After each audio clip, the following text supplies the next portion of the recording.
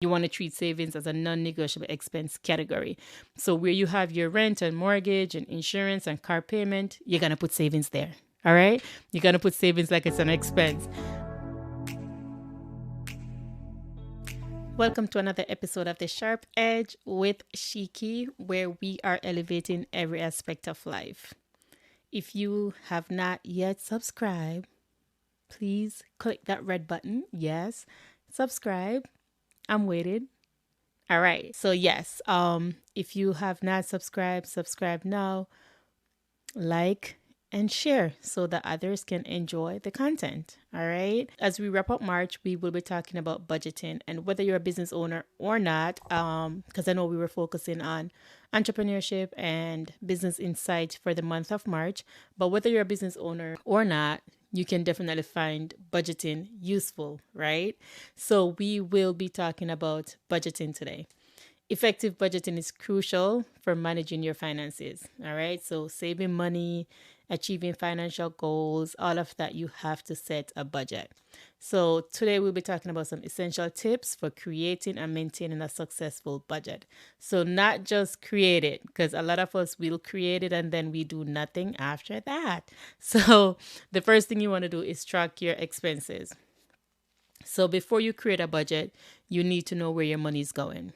All right. Track all your expenses for at least a month, including fixed expenses, your rent, your mortgage, your utilities, and other expenses and other variable expenses such as groceries, entertainment, stuff like that. You want to make sure you track all of those. After you track those, and you don't have to get fancy. You can get fancy. You can get an app. You can get Excel sheet. You can get whatever, so you can get fancy if you want to, but you don't have to. Literally just grab a book and a pen or a pencil, right? And just start writing. So you want to track all your expenses. Literally every money that come out of your bank account or come out of your pocket or your purse or from under your mattress, wherever you're storing your money, wherever you're saving your money, track every damn. And I'm going to challenge you for the month of April.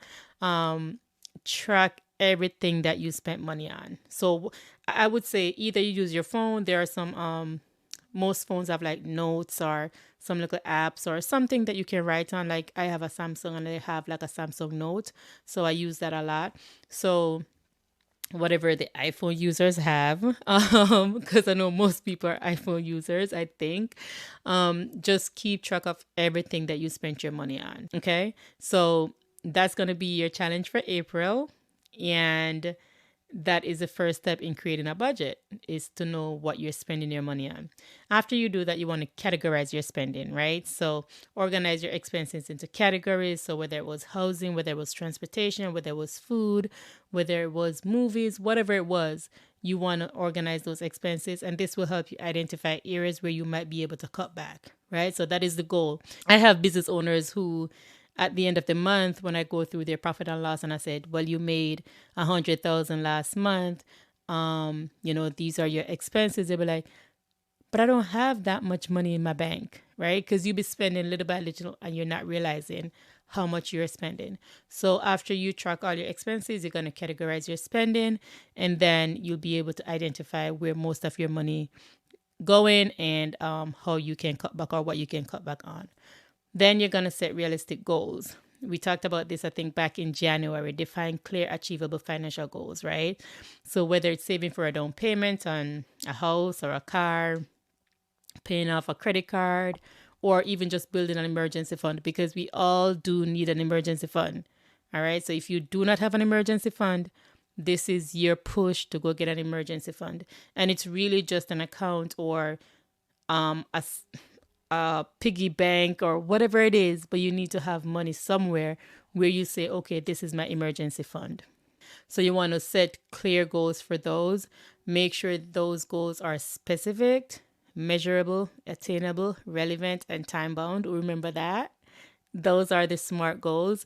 So you want to make sure your goals are specific, measurable, attainable, relevant, and time bound. Okay. Then after you track your expenses and categorize your spending, then you want to set realistic goals and then create a budget plan. All right. So based on your income, based on your expenses, based on your financial goals, you're going to create a monthly budget plan. All right. I do recommend monthly, but if you get your paycheck weekly or bi-weekly, you may be able to do that as well. You don't have to do it monthly, but I do recommend doing it monthly because a lot of things are done monthly. You pay your phone bill monthly, your mortgage or rent monthly, your utilities monthly. So I do recommend doing it on a monthly basis. You're going to allocate specific amounts to each spending category. All right. So ensuring that your total expenses do not exceed your income. That is the biggest part. Make sure your expenses are not exceeding your income because then you're in trouble. And if these expenses are things that you cannot cut back, you cannot cut back on your rent unless you're going to look for a cheaper place. In some cases, that is. You cannot cut back on your car payment. You already have the car. You cannot cut back on the insurance, things like that you cannot cut back on, and your income is just not making it work. Then you have to go find another job. And if you don't want to find another job, that's okay. Then start a business. All right. Have some money coming in on the side. So that's how you would create the budget plan, is look at your income, your expenses, your financial goal, and then you allocate specific amounts to each spending category, ensuring that your expenses do not exceed your income. And like I said, get a pen, get a book, a little booklet. If you go to Dollar Tree or Dollar Store, you can get a little book, or your phone, right? And start putting my rent amount. First, put your income. How much money do you make for the year?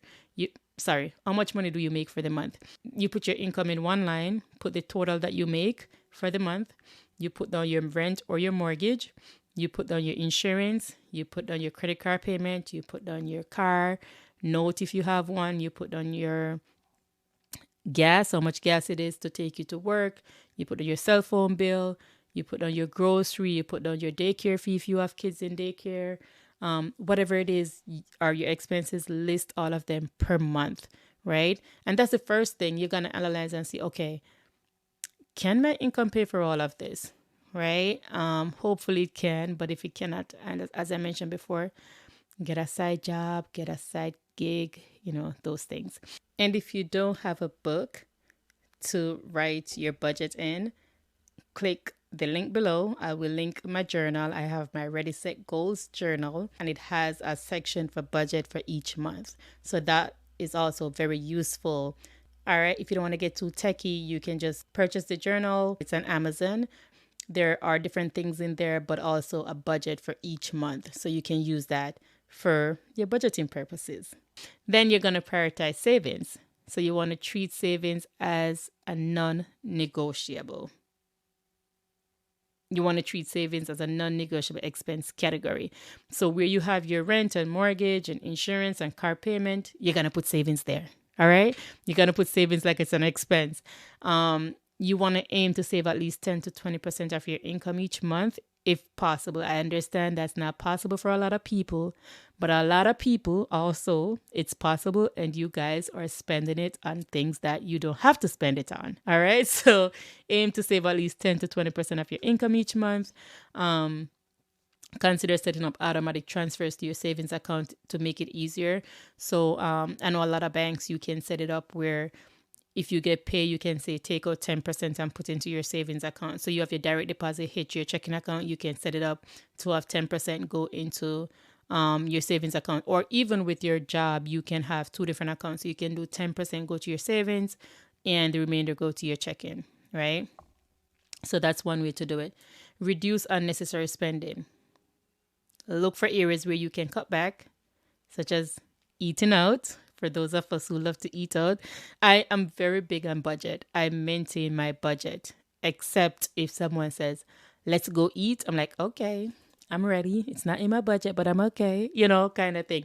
But I am a big person when it comes to budget. I maintain my budget. And if something comes up in March and it wasn't in my March budget, it has to wait until April. I'll put it in April's budget, right? So I'm really big on that.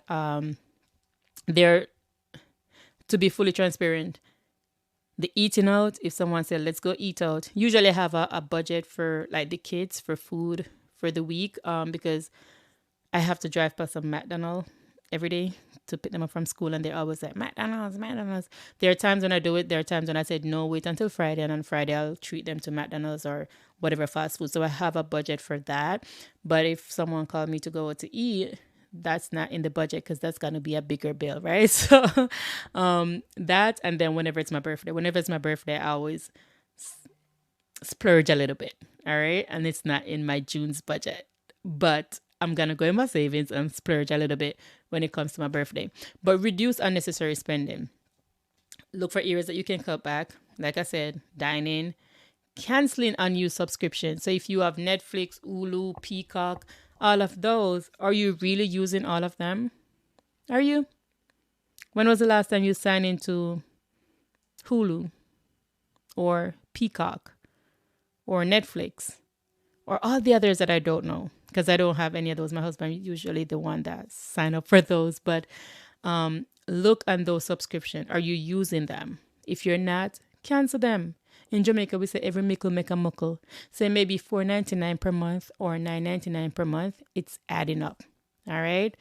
And opt for more affordable entertainment options. So instead of going out to the movies, maybe make yourself comfy at home, right? Get some popcorn. It's cheaper than in the theater. Get yourself a drink, whatever it is you drink. You sit down and enjoy a movie. Instead of going out, you spend I think $15 for the ticket and then popcorn and juice. And I'm not saying not to treat yourself. I'm not saying not to go out. That's not what I'm saying. All right. That's not what I'm saying at all. But I'm just saying if you look at your budget and you realize it's tight, then you have to do things like these. Use budgeting tools. Like I said, you can get fancy, so utilize budgeting apps or software to help you track your spending and stay on top of your budget. Many tools can categorize your expenses automatically and alert you when you're nearing like your budget limits. You want to adjust your budget as needed. So your financial situation and goals may change over time. Remember, there always changes. All right. So your financial situation and goals may change over time, so it's important to review and adjust your budget regularly. Be flexible and make changes as needed to stay on track, right? You don't want to, I need to stick to my budget, and then things are not getting done. Avoid using credit for non-essentials. So to prevent debt accumulation, try to avoid using credit cards for non-essential purchases, especially if you can pay off the balance in full each month. All right. So if you know that you don't have the money, it means that you cannot afford it. Not because you have a credit card don't mean that you can afford it. The money on the credit card is not yours, and it's going to come with interest payments. All right. It's going to come with interest, and that's where things start to get rocky. All right. Plan for large expenses. So set aside money each month for a large predictable expenses. So if you know Christmas is coming up and you want to buy your family members, your kids, your spouse gifts, you start saving for that since January, February, March. Start putting a little aside and say this is to buy holiday gifts, or even like your insurance coming up. A lot of people pay their insurance like every 6 months or every year. You want to start setting money aside for those things. Build an emergency fund. Aim to save enough money to cover 3 to 6 months of living expenses. I know this may seem like a lot, but if your rent is $1,000 and your phone bill is another $100 and this is $50 and whatever it is, and your total monthly expense is $2,000, you want to make sure you're saving at least $6,000 to $12,000. Yes, I know. But if your monthly expense, let me say it again, if your monthly expense is $2,000, you want to make sure you have $6,000 to $12,000 saved. Okay? This fund can help you manage unexpected financial challenges without derailing your budget. So no one wants to get laid off or fired or whatever it is, but things happen. So if you get fired tomorrow, can you pay your rent next month? Right? I don't want us to be living paycheck to paycheck. So definitely create that emergency fund. It's very, very important. Reward yourself. So I reward myself every June. All right. I live and not spend my money during the entire year, and I'll be like, I'm not buying no clothes and no shoes or none of that. Then my birthday come along and I'm like, out the window that goes. All right. So I reward myself every June. So budgeting doesn't mean you can't enjoy life. Allocate a small portion of your budget for personal treats or rewards for achieving your financial goals. Okay. And this will help keep you motivated.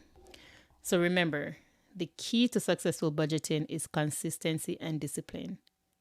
Even if you fall off track, do not stay down. Get up and keep going. All right. So, by regularly monitoring your finances and making informed decisions, you can take control of your money and work towards your financial objectives.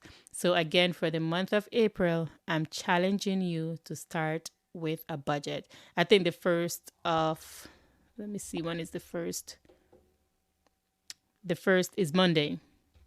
So, as of Monday, April 1st, all my viewers, all my listeners, you all should have a budget. All right. And again, you can get fancy if you want to, but if you don't want to get fancy, use your phone, use a note section in your phone, use a notebook, use a little whatever, just write, start tracking your expenses, see how much money you're spending on a daily basis.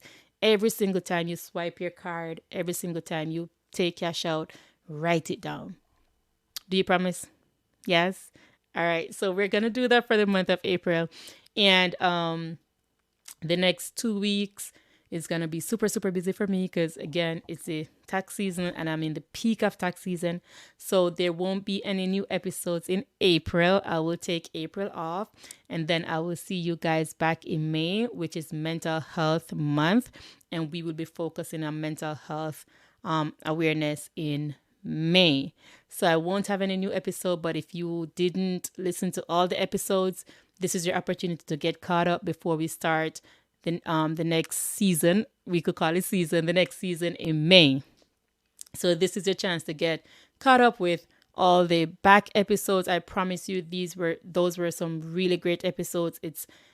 It's a way to help us elevate every aspect of life. And for the month of April, you all, yes, you and you and you, yes, I'm challenging you guys to creating a budget. All right. So that's it for this episode. Remember to subscribe. If you did not subscribe at the beginning, subscribe now, like, and share. All right. And you can catch this episode and the other episodes on all podcast streaming platforms as well as on YouTube. So if you go back, you'll see week after week, we had some great episodes, some great guest speakers, and I'll see you next time. But in the meantime, thank you for joining The Sharp Edge with Shiki, where we are elevating every aspect of life. Ready, set, goals.